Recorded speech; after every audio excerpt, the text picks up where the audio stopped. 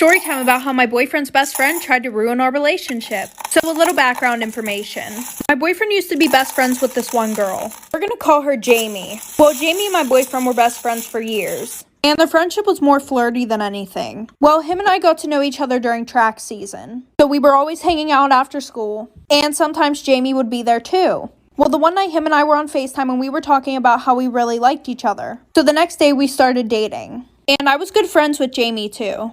Then after we started dating, she started acting really weird towards me. Like I would try to say hi whenever I saw her in the hallways, and she would just give me a dirty ass look. So then I told my boyfriend how I thought that she was really mad at me, and he said that he would talk to her. Well, a week before him and I started dating, she told us that there was this guy that she really wanted to ask to prom, and she said that she liked him for a while. Well, then my boyfriend said, apparently a few days ago you were hitting on the boy that she was going to ask to prom. So then I started to connect the dots and I was like, oh shit, like for part 2. Part 2 about how my boyfriend's best friend tried to ruin our relationship. So like I said, I started to connect the dots after that. And then I realized that she was talking about my boyfriend. We're just going to call him Josh. So as he's telling me this, I immediately get a FaceTime call from her. So I answer the phone, and she says, well, I think I should just confront the situation now. So the first thing that she says is, you knew I liked Josh. Like, how could you do this to me? I had a poster board and everything. So I'm just like, well, why didn't you tell me that you liked him? And she goes, what the fuck do you mean? Like, you knew. But I was sitting there thinking about the fact that they were best friends for 5 years and nothing ever happened, so it's really not my fault. And then this girl has the nerve to say, I'm pretty sure if you just break up with him now, me and you can get past this and still be friends. So I said no. So then I called my boyfriend, told him that we talked it out, and I didn't even tell him about what she said or anything like that, because I just wanted the situation to be over and done with. So a few weeks after that, she decided to get her brother involved.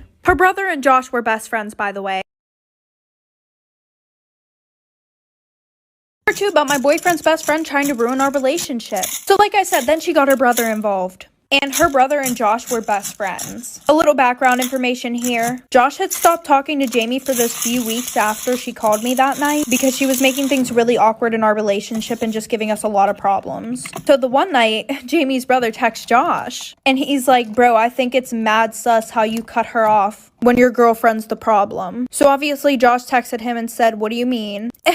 And her brother was like, she hits me up all the time to hang out. We've been hooking up. I can even send you the nudes that she sent me. And before I started dating Josh, there was this boy that I was talking to for like 6 months and I ended up sending him nudes. And yes, they got around the school. But surprisingly, Josh had no idea about them. So her brother sent Josh the nudes and said, bro, here, like, see her face is in it and everything. Lesson learned, don't put your face in nudes. So then me and 3 other people explained to my boyfriend that those were from a while ago. And after that, he just blocked both of them and we're still together.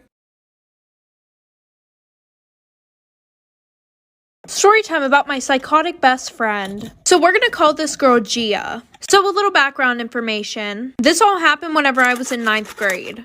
I saw Gia sitting at this lunch table alone and I invited her to come sit with my friends and I. And after talking to her, I found out that she was a new student and she didn't have any friends. So her and I started hanging out and we became really close. Like, she would come over my house 24/7. Well, my older sister was a grade above us and she would act really weird around her. And by weird, I mean like she would always make fun of me in front of my sister. And weirdly enough, try to cause problems between us. My sister didn't really like her. She thought that she was weird, but because she was my friend, she was being super nice to her. Well, like a month later, she started trying to become best friends with my sister. Like any conversation she would have, I would be like, oh, do you want to come over? She would be like, no, sorry, I'm hanging out with your sister today. And I would go home and I would be like, hey, are you hanging out with Gia today? And my sister would be like, what the hell are you talking about? Like for part 2. Part 2 about my psychotic best friend. So like I said, my sister was like, no, what are you talking about? So at this point, I'm thinking, oh, this girl's really weird. But it gets even worse. She comes over my house one day to hang out with me and goes in my sister's room the whole time. My sister dyed her hair black, so what does she do? She dyes her hair black too. The obsession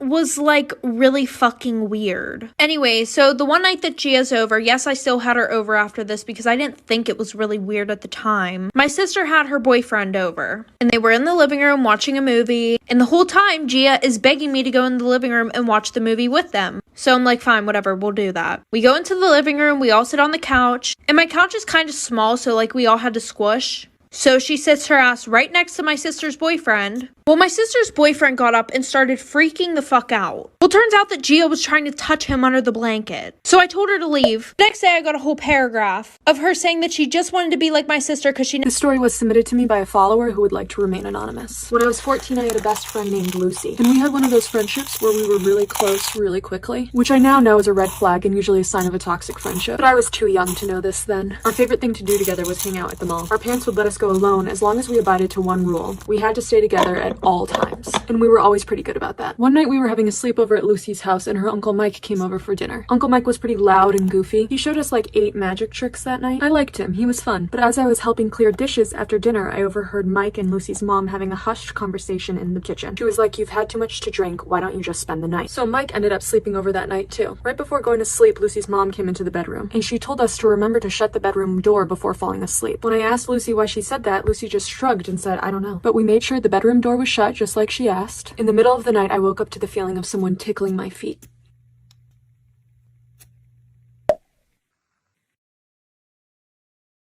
Story time about how I tried to get my boyfriend back for cheating on me, but I ended up with an STD instead.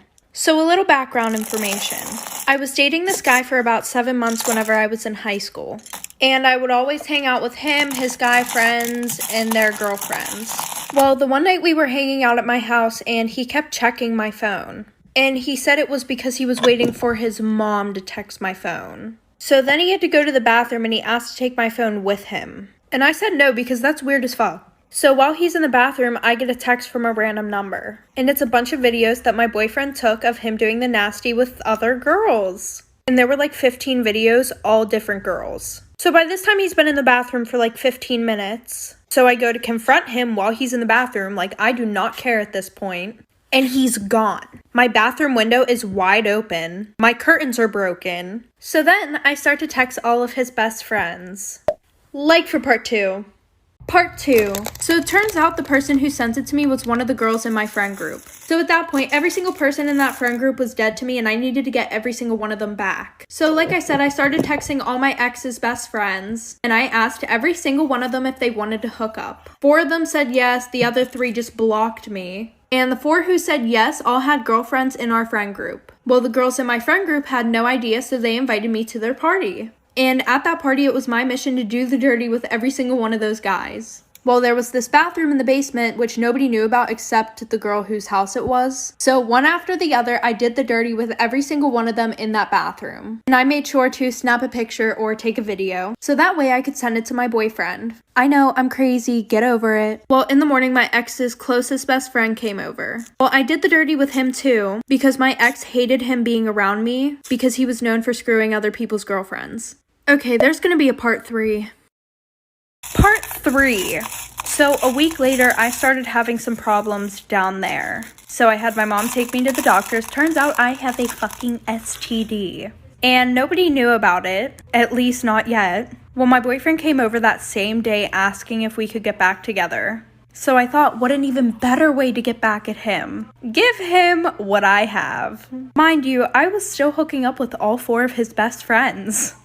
And then like 2 weeks later, my boyfriend started talking to me about how he was also having problems down there. And I was like, oh, maybe you should go to the doctors. So after he went to the doctors, he texts me and he goes, yeah, I have an STD. So then I sent him all the videos of his STD. So then I sent him all the videos of his best friends and I said, yeah, I hope you enjoy living with that for the rest of your life. And I also gave it to all of his friends and then they spread it to their girlfriends. Payback's a bitch. I was a product of an affair between my mom and dad. My mom was already married and had a 1-year-old daughter. She wanted to abort me, but my dad begged her and paid her a hefty sum. She signed over all rights and I didn't see her for my 14 years of life. She recently contacted my dad saying she wanted to get to know me better, and he said it's entirely up to me. I was skeptical but decided to meet her. I've been talking to my mom's side for about 2 months when at a family gathering they all sat me down and said the reason they contacted me was because my half-sister was having kidney failure and was basically dying. At a loss for words, I got up and left. Told my dad and he said it's entirely up to me, but I should get tested just to see before I make my decision. So I did. When my mom found out, she thought this was me agreeing and told everyone the good news. I did a lot of thinking and I decided I would not be donating my kidney. This family had done nothing for me. The only reason they tried to get in contact was for my kidney. So I don't want anything to do with them. I got loads of hateful calls and messages but decided to stand by my decision. I stepsister called me and said I'm a douche for giving her false hope. People are saying I'm wrong because I can save a life. My stepsister did nothing wrong.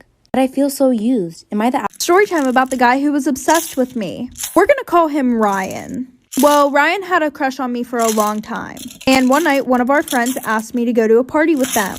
And Ryan was gonna be the DD. And everything was good. We were all having a great time at the party. Well, Ryan and I went off to one of the bathrooms. And we started making out. And while we're making out, he goes, I really want to fuck you, but I can't. And I'm just like, why? And he said it was because he couldn't get it up. And obviously he was embarrassed about it, which is understandable. So I left the bathroom and didn't plan on telling anybody about it. Until I walk over to a group of my guy friends, and they're telling me that apparently Ryan told everybody that we fucked. So at that point, I didn't give a fuck and I told them what actually happened. AKA that he couldn't get hard. And apparently he was mad at me after that, but I had no idea. So he said, do you still want me to take you home? So I said, yeah. And now that he drove me home, he knew where I lived. And then I got a text from one of his friends, like for part 2.